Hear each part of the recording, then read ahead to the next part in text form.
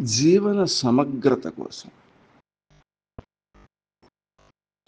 వినాయక చవితి నాడు, అలాగే ప్రతిరోజు గణపతిని ఎలా ప్రార్థించాలి, ఏమని ప్రార్థించాలి?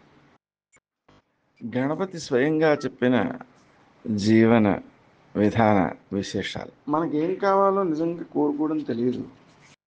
గణపతి తన సహస్రనామ స్తోత్రాన్ని శివునికి చెబుతూ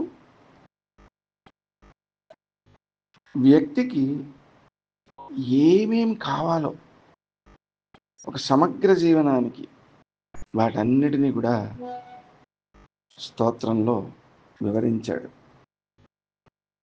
అంటే మనం భగవంతుని ఇలా కోరుకోవాలి, ఇవన్నీ కావాలి మనకి. నిజంగా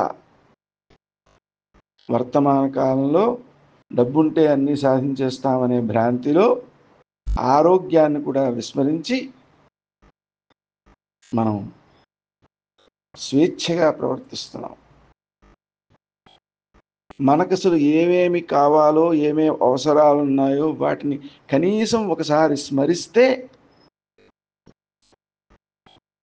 ప్రార్థిస్తే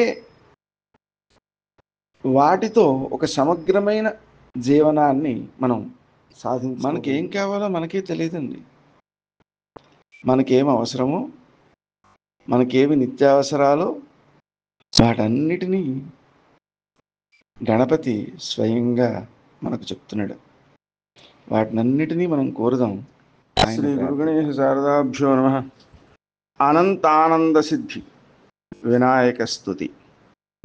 అనంతనామ అనంత శ్రీ అనంతానంత సౌఖ్యద ఆయురారోగ్యమైశ్వర్యం ధైర్యం శౌర్యం బలం యశః మేధా ప్రజ్ఞా ధృతి కాంతి సౌభాగ్యమతిరూపద సత్యం దయా క్షమా శాంతి దాక్షిణ్యం ధర్మశీలత జగత్సంయమనం విశ్వసంవాదో వాదపాటవం సభా పాండిత్యమౌదార్యం గాంభీర్యం బ్రహ్మవర్చసం ఔన్నత్యం చ కులం శీలం ప్రతాపో వీర్యమార్యత జ్ఞానం విజ్ఞానమాస్తిక్యం స్థైర్యం విశ్వాతిశాయిత ధనధాన్యాభివృద్ధిశ్చ దేహి క్షిప్రప్రసాదనావశ్యం చతుర్విధం దేహి క్షిప్రదోసి జగజానన రాజ్ఞో రాజగళత్రస్య రాజపుత్రస్య మంత్రిణః ధర్మార్థకామమోక్షాణాం క్షిప్రదోసి జగత్పతే సామ్రాజ్య సుఖదోసి త్వం సమస్తరిపుమర్దన సమస్తకలహధ్వంసీ సమన్వయకరో భవ దుఃఖప్రశమనక్రుద్ధ స్వామి చిత్తప్రసాదన